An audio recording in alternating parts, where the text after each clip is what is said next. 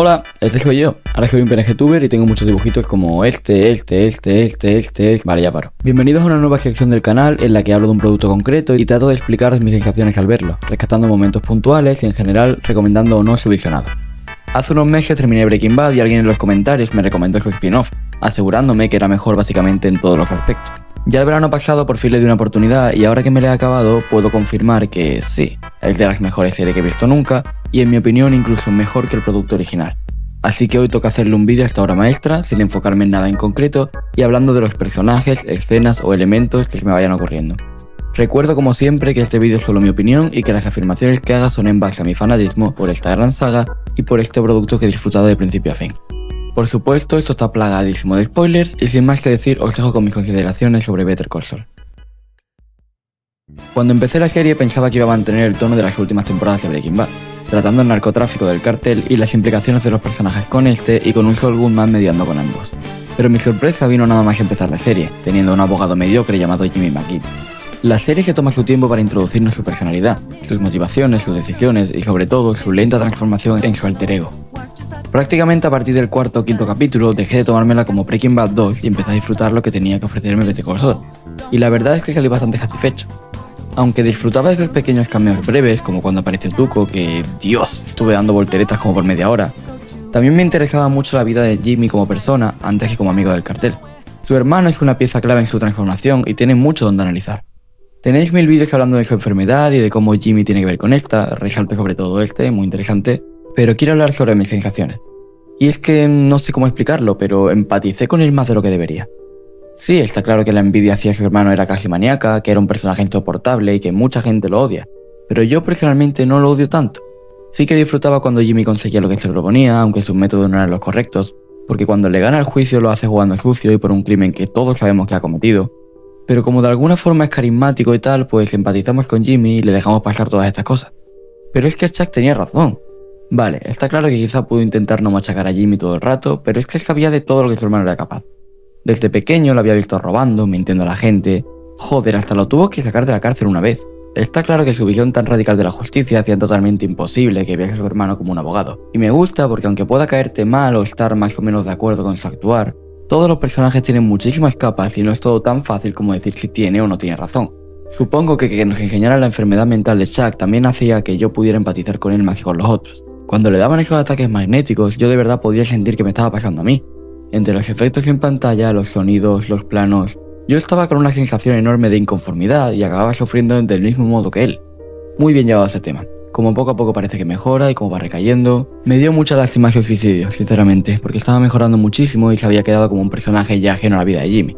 Yo pensaba que ya, sin formar parte del buffet, simplemente iba a vivir en su casa encerrado tratando de mejorar día a día su enfermedad, y que iba a tener juego en el futuro cuando viera en qué se había convertido su hermano. Pero también entiendo que el hecho de que Jimmy se haya convertido en Saul tiene mucho que ver con la muerte de Chuck, alguien a quien admiraba tanto y que era su referente. En general me gustó mucho este personaje y aunque más de una ocasión me cayese mal, como cuando le ocultó a Jimmy que su madre lo mencionó antes de morir, me quito el sombrero con la escritura del personaje y sobre todo con la actuación de Michael McKean. Antes de entrar con otras impresiones quiero comentar la trama de la residencia de abuelas y todo lo que eso implica.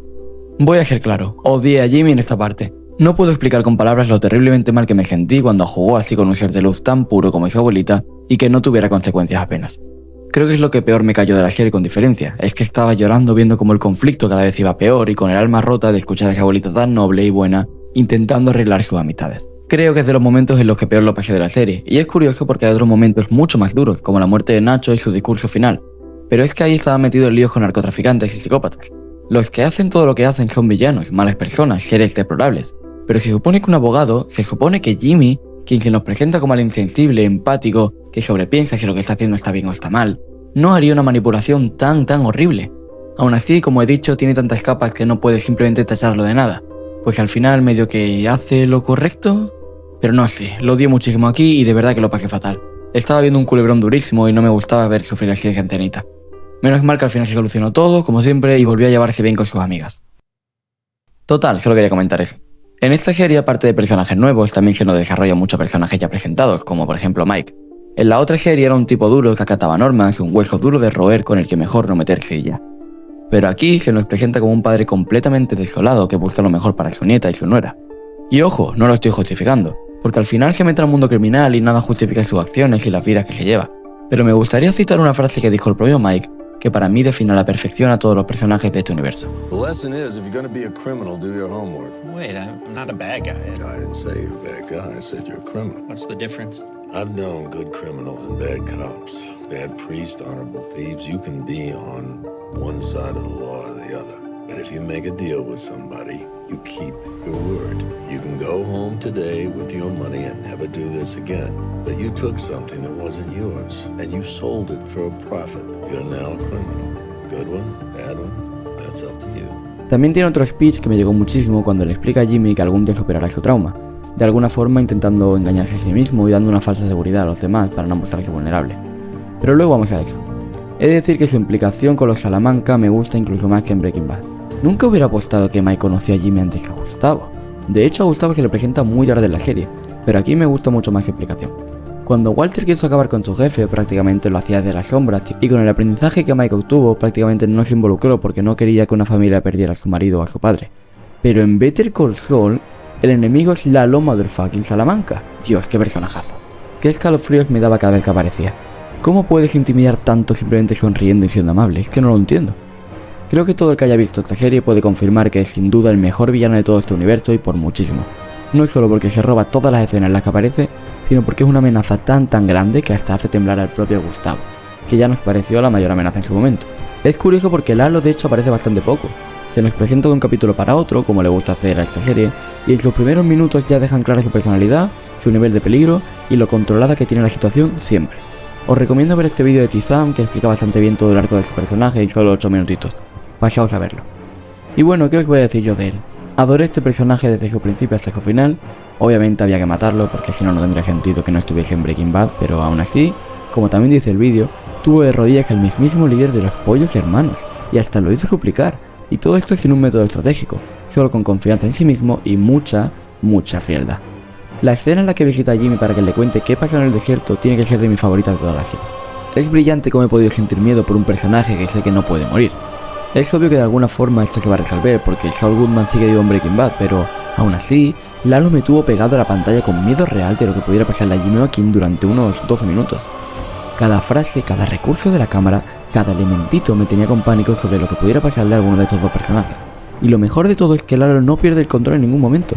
No necesita gritar para intimidar, ni siquiera disparar o apuntar. Él solo se sienta, les da a entender que tiene un arma y le hace repetir una y otra vez la historia para saber si le está mintiendo o no. Magnífico, me quito el sombrero, Bravo Vince y todas esas cosas. Para mí la mejor escena de Better Call Saul. Y pues, si te paras a pensar, realmente es bastante turbio el final que le dieron. O sea, durante todo el tiempo que Walter y Jesse estuvieron en el laboratorio, tenían 2 cadáveres debajo de sus pies. Wow, la verdad es que esto sí me dejó con ganas de ver Breaking Bad otra vez, pero tampoco con tantas. Si entramos ya al tema muertes totalmente injustas, innecesarias y dolorosas, pues tenemos de la manita a Howard y a Nacho. Aunque la de Howard fue hasta más miserable porque él ni siquiera estaba metido en ningún asunto turbio. Me cayó bien su personaje. Rollo, lo odié al principio, como lo hicimos todos, cuando se nos presenta como un antagonista de Jimmy King, pero luego me agrada mucho su presencia y la verdad que me daba penita cuando se le presentaba con insomnio o con depresión o con cosas así. Sin duda no se merecía nada de eso. Tampoco entendí del todo por qué Kim le tenía tanto odio, o sea, entiendo que lo de tratarla mal en el trabajo ayudó, pero se le veía muy decidida a, palabras textuales de ella, a arruinarle la vida.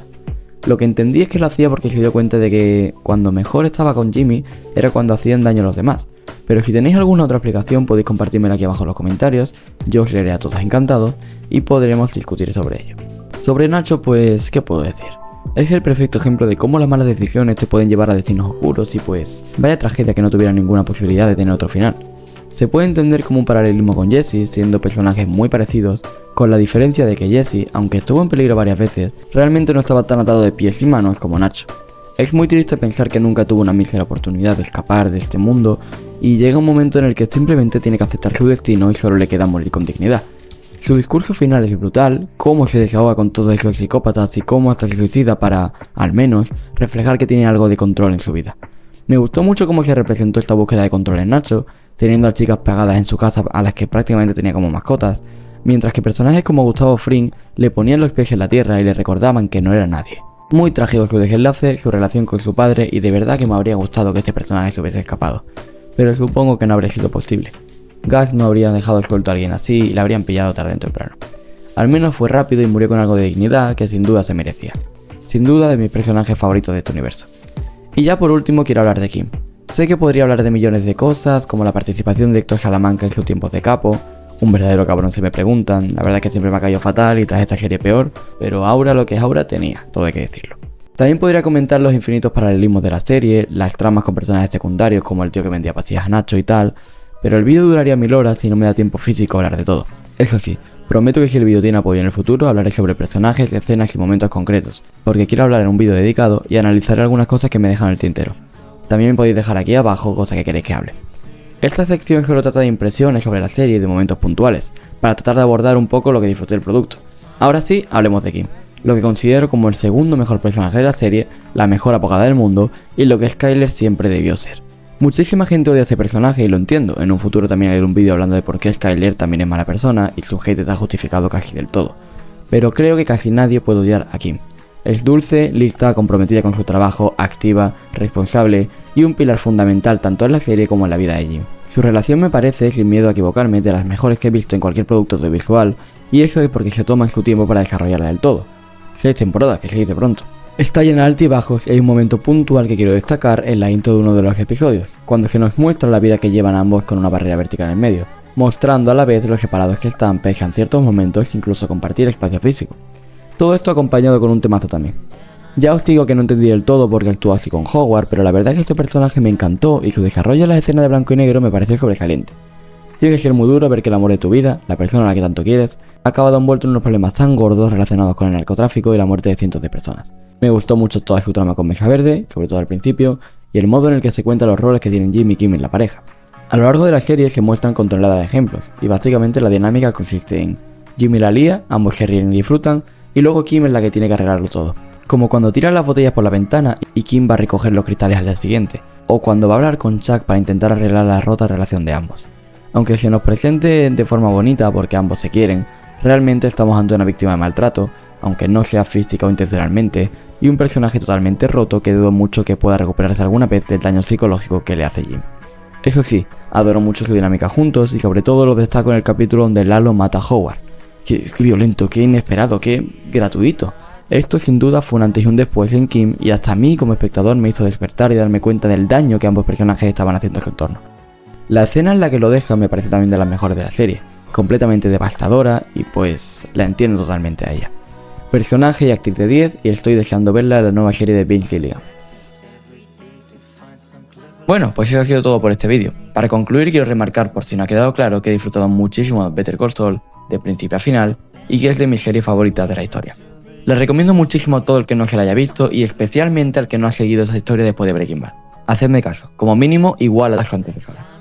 Como última recomendación os insto a consumir el contenido de Hitman porque habla de cada elemento de todo este universo y si lo habéis disfrutado tanto como yo, tenéis horas y horas de contenido analizando cada escena, capítulo, interacción o personaje.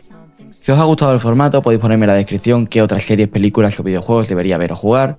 Yo os voy a leer a todos y puede que hasta en el futuro les haga un vídeo, aunque ya voy a decir de primera mano que tengo muchísimos pendientes. Sin más que decir, yo me voy yendo ya, que me toca verme los nuevos episodios de Phineas y Ferb. Venga, hasta luego.